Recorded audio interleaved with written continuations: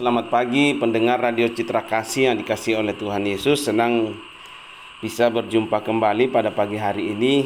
Harapan dan doa saya semoga setiap pendengar Radio Citra Kasih dimanapun saudara mendengarkan siaran ini tetap dalam perlindungan, tetap dalam kasih Tuhan.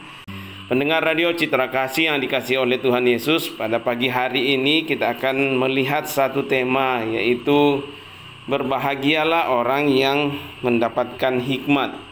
Berbahagialah orang yang mendapatkan hikmat. Nah, kita akan lanjutkan pembahasan kita yang kemarin tentang tokoh Alkitab, yaitu Salomo, ya. Nah, pada pagi hari ini dikatakan berbahagialah orang yang mendapatkan hikmat. Apa sih hikmat itu, ya? Hikmat itu apa, ya? Nah, ini perlu kita pahami dulu. Nah, coba kita lihat di dalam 1 Raja-Raja pasal 4 ayat yang ke-29. Dikatakan di situ, ya, di dalam 1 Raja-Raja 4 ayat 29, dan Allah memberikan kepada Salomo hikmat dan pengertian yang amat besar serta akal yang luas seperti dataran pasir di tepi laut. Nah, dikatakan tadi, ya, topik kita berbahagialah orang yang memiliki hikmat. Nah, hikmat itu asalnya dari mana? Atau dari mana kita bisa memperoleh hikmat? Nah, kalau kita lihat di dalam bacaan kita pada pagi hari ini dalam 1 Raja-Raja 4 ayat 29, itu jelas sekali dikatakan di situ bahwa seorang Salomo dikatakan Allah yang memberikan hikmat itu, ya. Jadi Salomo meminta hikmat kepada Tuhan, ya. Minggu lalu kita bahas bahwa Salomo tidak meminta kekayaan, Salomo tidak meminta umur panjang, Salomo tidak meminta kebutuhan dia baik sandang, papan dan pangan, tapi dia meminta hikmat daripada Tuhan. Nah, kalau kita lihat di dalam Amsal 9 ayat 10, di situ dijelaskan, ya, bagaimana awal mulanya hikmat itu, ya. Yang saya katakan tadi, hikmat itu berasal daripada Tuhan, ya. Berasal daripada Tuhan, seperti yang Salomo dapatkan, dia meminta hikmat kepada Tuhan. Nah, dikatakan di Amsal 9 ayat 10, permulaan hikmat adalah takut akan Tuhan dan mengenal yang Maha Kudus adalah pengertian. Jadi hikmat itu adalah takut akan Tuhan, ya. Jadi permulaan, awal mula hikmat, ya, adalah takut akan Tuhan, ya. Takut akan Tuhan. Nah, takut akan Tuhan itu seperti apa, ya? Yang seringkali saya jelaskan juga, ya, takut akan Tuhan bukan berarti kita seperti ketika takut dalam kegelapan atau takut kepada sesuatu, tapi takut akan Tuhan adalah menaruh rasa hormat kepada Tuhan, ya, menaruh rasa hormat kita kepada Tuhan, bahwa kita ada semua karena Tuhan, kita mampu semua karena Tuhan, kita bisa melakukan segala sesuatu dalam hidup kita semua karena Tuhan. Artinya takut akan Tuhan kita kembalikan semua, ya, bahwa kita tidak bisa berbuat apa-apa tanpa adanya Tuhan atau tanpa adanya campur tangan Tuhan di dalam setiap kehidupan kita. Makanya seorang Raja Salomo, dia bisa mengalami kesejahteraan selama masa kepemimpinannya karena dia punya hikmat, dan hikmat itu adalah bukan berasal dari dunia, tapi hikmat yang diberikan oleh Tuhan kepada Raja Salomo. Bahkan dikatakan hikmat dan pengertian yang amat besar yang diberikan oleh Tuhan kepada Salomo, serta akal yang luas seperti dataran pasir di tepi laut. Artinya tidak terukur, ya, luas sekali hikmat yang diberikan oleh Tuhan. Nah, bagaimana kita bisa memperoleh hikmat? Di dalam Amsal 9 tadi ayat 10 dikatakan permulaan hikmat adalah takut akan Tuhan, ya. Kalau kita mau punya hikmat, ya, minta sama Tuhan, dan tentu dimulai dengan takut akan Tuhan, ya. Orang tidak mungkin punya hikmat tapi dia tidak ada rasa takut sama Tuhan, ya. Ini saya ulang, orang tidak mungkin punya hikmat jika dia tidak memiliki rasa takut akan Tuhan. Karena permulaan hikmat atau awal dari hikmat adalah takut akan Tuhan dan mengenal Yang Maha Kudus adalah pengertian, ya.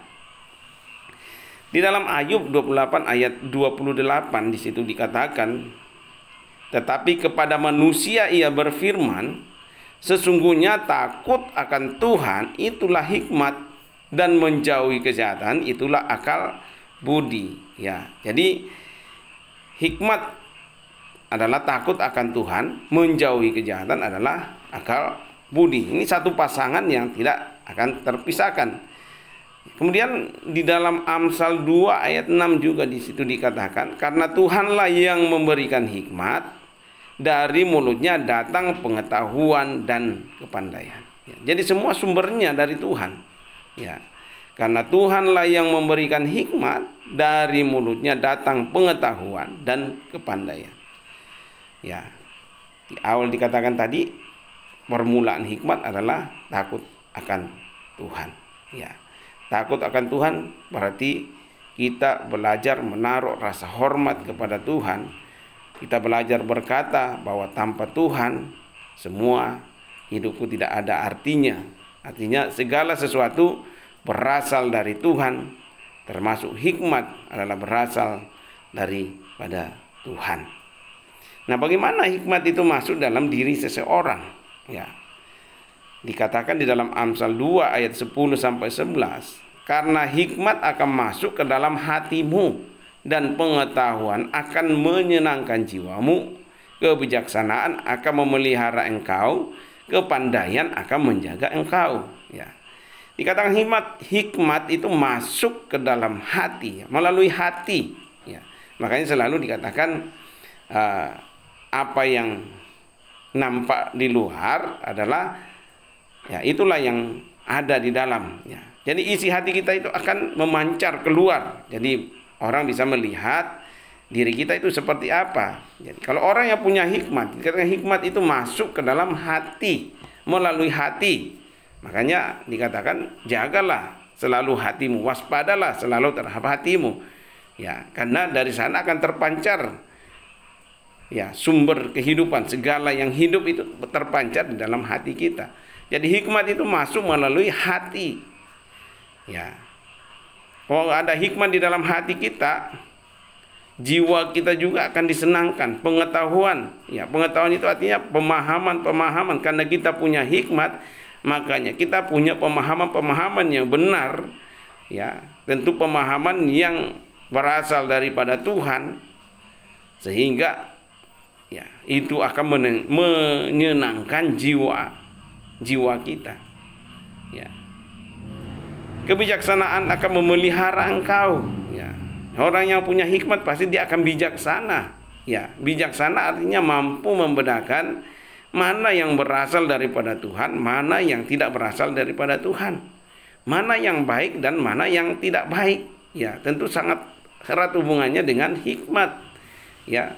Ya, orang yang berhikmat pasti punya pengetahuan membedakan mana yang berkenan kepada Allah dan mana yang tidak berkenan kepada Allah.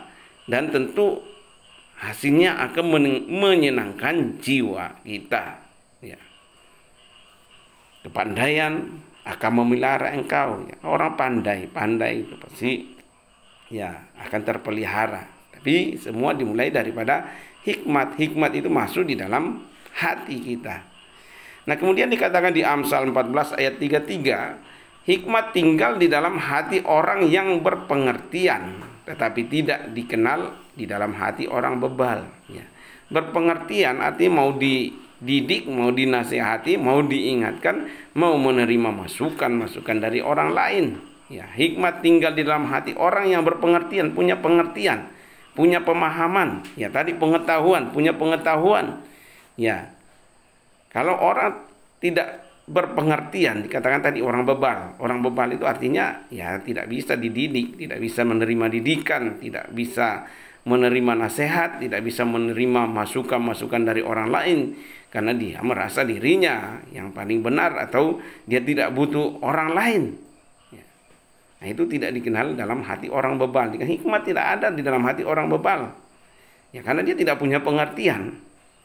Karena dia merasa dia yang paling pintar, dia yang paling benar. Ya, jadi tidak menerima masukan atau didikan dari orang lain. Ya, jadi dia tidak punya hikmat. Nah, pendengar Radio Citra Kasih yang dikasihi oleh Tuhan Yesus, ya, apakah ada keuntungan memiliki hikmat? Apa keuntungannya memiliki hikmat? Ya, tadi hikmat itu berasal daripada Tuhan.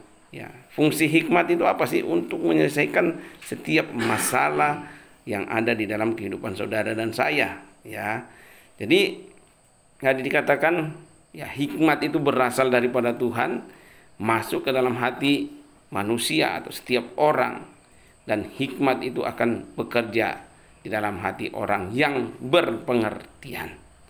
Nah, tentu kita yang memiliki hikmat, ya, di mana kita mencari hikmat tadi?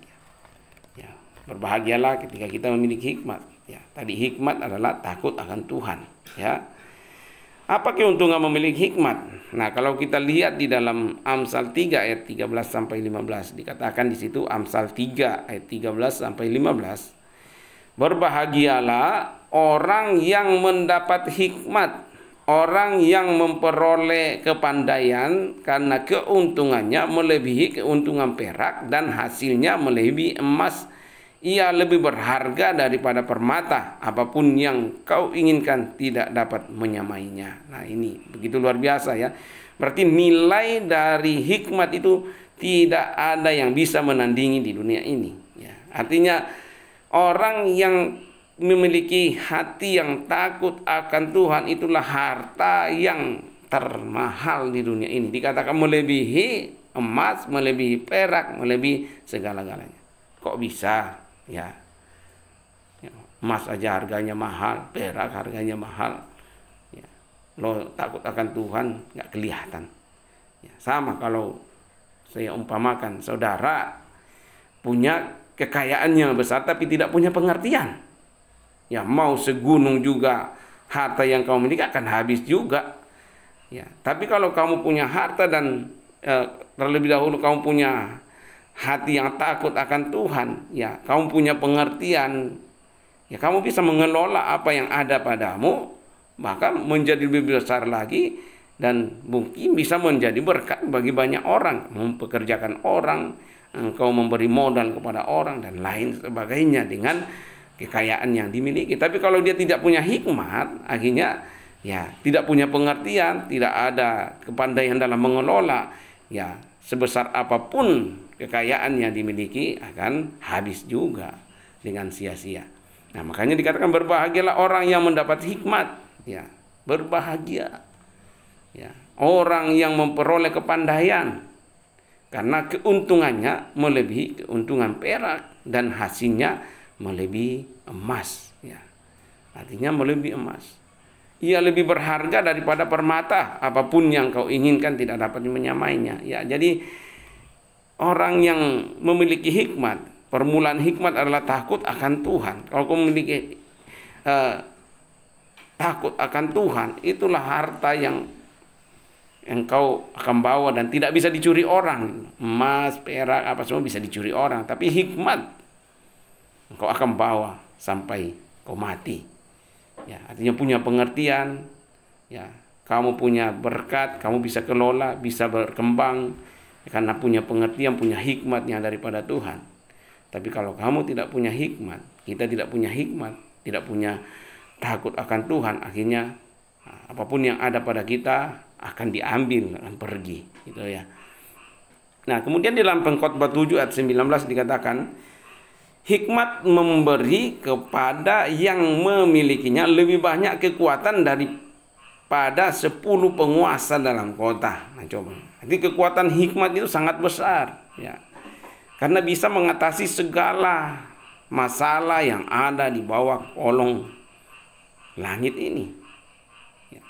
Artinya masalah apapun yang saudara hadapi ketika saudara memiliki hikmat, ya, tentu di sana ada pengertian. Ya. Saudara akan bijak dalam mengambil suatu keputusan untuk menyelesaikan masalah-masalah yang saudara hadapi, sehingga hasilnya adalah hasil yang baik, bukan hasil yang keputusan yang malah membuat saudara semakin terpuruk. Jadi hikmat memberi kepada yang memilikinya lebih banyak kekuatan. Orang yang punya hikmat akan tangguh dalam menghadapi setiap tantangan, setiap badai dalam kehidupannya. Karena ada kekuatan bukan kekuatan yang berasal dari dunia ini, tapi tadi dikatakan kekuatan yang berasal daripada Tuhan, karena hikmat itu berasal daripada Tuhan. Jadi dikatakan lebih banyak kekuatan daripada 10 penguasa dalam kota. Jadi 10 penguasa dibandingkan 10 penguasa digabungkan semua kekuatannya tidak bisa menyamai kekuatan seorang yang memiliki hikmat. Nah, kita bisa lihat sendiri ketika zaman pemerintahan Salomo, hikmat yang dia dapatkan dari Tuhan, mampu menguasai bahkan banyak wilayah-wilayah atau bangsa-bangsa lain di sekitar dia yang dia taklukkan, memberikan upeti kepada Salomo, memberikan persembahan kepada Salomo karena takluk di bawah kekuasaan Salomo.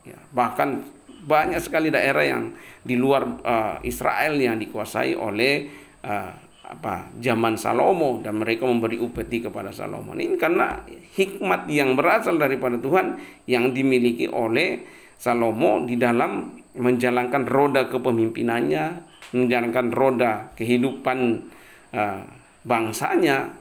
Dia mampu menimbang apa yang harus dia lakukan, mana yang baik, mana yang tidak baik, yang membawa kemuliaan bagi nama Tuhan. Bagaimana kita tarik dalam kehidupan kita sebagai orang Kristen, orang percaya saat ini? Kalau kita punya hikmat, yang tentu hikmat yang berasal dari Tuhan, kita akan mampu, baik kita bekerja di dalam suatu kantor, kita akan mampu berhikmat, kita akan mampu memimpin yang akan mendatangkan kebaikan-kebaikan. Nah, pendengar radio Citra Kasih yang dikasihi oleh Tuhan Yesus, coba kita lihat apa saja upah atau keuntungan dari orang yang memiliki hikmat atau orang yang berhikmat. Coba kita lihat, dikatakan tadi hikmat dari Tuhan itu melebihi hikmat manusia. Jadi tidak ada apapun di bawah kolong langit yang bisa menyamai daripada hikmat yang berasal daripada Tuhan.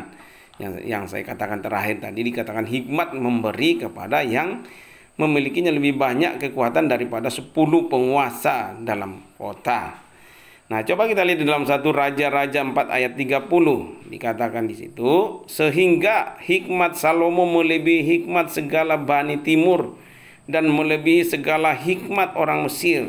Banyak orang-orang berhikmat yang tentu hikmat yang berasal dari dunia, bukan berasal daripada Tuhan. Nah, Salomo, hikmat yang dimiliki oleh Salomo adalah hikmat yang berasal daripada Tuhan, tentu melebihi segala hikmat yang ada di daerah-daerah Bani Timur maupun di daerah orang Mesir. Nah, di dalam 1 Raja-Raja pasal 4 ayat 31 dikatakan, ia lebih bijaksana daripada semua orang, daripada Etan orang Esrahi itu, dan daripada Heman, Kalkol dan Darda anak-anak Mahol. Ini orang-orang yang terkenal yang punya hikmat. Sebab itu ia mendapat nama di antara segala bangsa di sekelilingnya. Jadi walaupun pada saat itu ada orang juga yang berhikmat, tentu mungkin kalau jam dulu jadi kalau orang berhikmat itu tempat untuk mencari meminta petunjuk atau dari orang-orang mungkin sekarang orang-orang pintar, orang-orang bijak. Tapi dikatakan hikmat yang dimiliki oleh Salomo melebihi daripada hikmat yang ada pada zaman itu. Orang-orang yang punya hikmat pada zaman itu. Kenapa bisa seperti itu? Karena hikmat yang dimiliki Salomo adalah hikmat yang berasal daripada Tuhan, daripada Allah, penguasa alam semesta ini. Tentu melebihi dari segala-galanya. Jadi ketika kita punya hikmat yang berasal daripada Tuhan, artinya ya Tuhan yang bekerja, Tuhan yang campur tangan di dalam setiap apa yang kita hadapi. Ya, hikmat mampu memberikan solusi, memberikan jalan keluar bagi setiap apa yang saudara dan saya hadapi. Bahkan kita bisa menolong orang lain dengan hikmat yang kita miliki. Ya, seperti Salomo bisa menolong banyak orang. Bahkan dikatakan Salomo mendapat nama di antara segala bangsa sekelilingnya, orang yang bijaksana dan orang yang berhikmat. Nah, pendengar Radio Citra Kasih yang dikasih oleh Tuhan Yesus, ya, mungkin kita bertanya, kalau saya memiliki hikmat, ya apa yang saya dapatkan? Nah, ini kita bisa lihat apa yang Salomo dapatkan ketika dia memiliki hikmat yang daripada Tuhan. Di dalam 1 Raja-Raja 4 ayat 34 di situ dikatakan, maka datanglah orang dari segala bangsa mendengarkan hikmat Salomo. Berarti kalau orang datang dari berbagai penjuru dunia, bahwa ini orang-orang, jadi Salomo ini bukan orang biasa. Jadi artinya hikmat yang dimiliki Salomo itu bisa memberikan jalan keluar bagi setiap orang, sehingga orang datang dari berbagai bangsa mendengarkan hikmat Salomo. Ya, hikmat yang berasal daripada Tuhan akan menjadi berkat bagi banyak orang. Ya, jika pendengar Radio Citra Kasih kita minta hikmat kepada Tuhan, kita bisa menjadi berkat bagi banyak orang. Ya, artinya kita tidak ada lagi mementingkan diri sendiri kalau kita punya hikmat yang daripada Tuhan. Tapi bagaimana kita memikirkan ya kepentingan orang lain juga.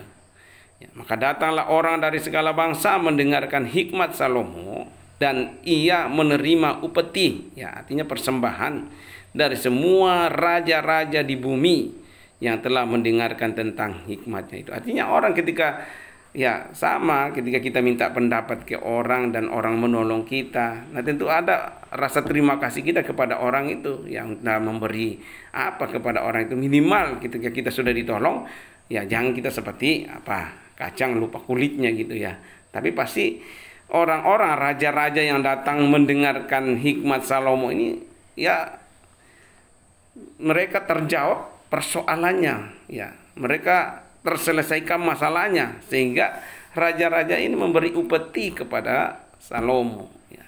Ada hadiah, ada upah yang dia dapatkan. Jadi sederhana, hikmat itu adalah tadi awal dikatakan hikmat adalah takut akan Tuhan. Ya, ketika kita memiliki hati yang takut akan Tuhan, artinya apa yang kita perlukan dalam hidup ini, persoalan apapun yang kita hadapi, ketika kita memiliki hati yang takut akan Tuhan, kita akan bisa menyelesaikan, kita akan bisa melewatinya bersama dengan Tuhan. Tapi ketika kita punya hikmat manusia, artinya kita berpikir dengan pikiran kita sendiri, jalan dengan jalan kita sendiri, tanpa melibatkan Tuhan di sana, akhirnya ya kita sia-sia. Ya, tidak ada yang kita dapatkan, malah masalah itu semakin runyam, semakin menambah beban bagi kita. Gitu. Tapi ketika kita punya takut akan Tuhan, artinya kita sudah berhikmat.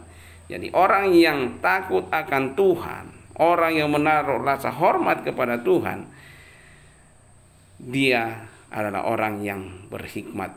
Dia adalah orang yang punya hikmat yang berasal daripada Tuhan. Ya, artinya kalau kita sudah awali semua takut akan Tuhan, ya berarti semuanya yang kendalikan adalah Tuhan, bukan diri kita lagi. Ya, Tuhan yang kendalikan. Ya, artinya semua karena Tuhan, semua karena Tuhan. Ya, itulah orang yang punya hikmat yang berasal daripada Tuhan. Walaupun dia gagal, tetap melihat bahwa ada rencana Tuhan di dalam kegagalannya, bukan mengutuki dirinya, bukan menyalahkan dirinya, bukan dan lain sebagainya. Tapi dia selalu melihat bahwa ada rencana Tuhan di dalam setiap, walaupun dia gagal, mungkin hari ini dia gagal, tapi dia tidak terpuruk, dia tidak jatuh, dia tidak menyesali dirinya, dia tidak terlarut dalam kegagalannya, tapi dia akan bangkit bersama dengan Tuhan. Aku pasti bisa menyelesaikan masalah itu. Nah, itulah orang yang punya hikmat yang berasal daripada Tuhan. Tapi kalau orang yang tidak punya hikmat yang berasal daripada Tuhan, ketika gagal dia akan menyerah. Ya, artinya sudah selesai dalam buntu yang dihadapi. Nah, pendengar Radio Citra Kasih yang dikasih oleh Tuhan Yesus, Marilah kita minta hikmat kepada Tuhan. Hikmat yang berasal daripada Tuhan, ya. Minta Tuhan memberikan hati yang takut, supaya hati kita tidak dikeraskan, supaya hati kita mau diubahkan menjadi pribadi-pribadi yang takut akan Tuhan, menjadi pribadi-pribadi yang memuliakan Tuhan. Ketika kita memiliki hati yang takut akan Tuhan, ya, kepandaian, kebijaksanaan, kekayaan itu akan mengikuti dalam setiap hidup kita. Pendengar Radio Citra Kasih, biarlah setiap firman Tuhan pada pagi hari ini kembali mengingatkan kita, menyegarkan kita, menguatkan kita bahwa ketika kita memiliki hikmat, kita akan menjadi orang yang bijak di dalam menjalani hidup ini, ya. Kita akan masuk di dalam pokok-pokok doa kita. Kita akan terus berdoa untuk bangsa dan negara kita. Ya, apapun yang terjadi ke depan, kita percaya bahwa pemimpin kita adalah pemimpin yang berasal daripada Tuhan, pemimpin yang diberikan hikmat oleh Tuhan untuk memimpin bangsa yang besar ini, menjadi bangsa yang diberkati oleh Tuhan.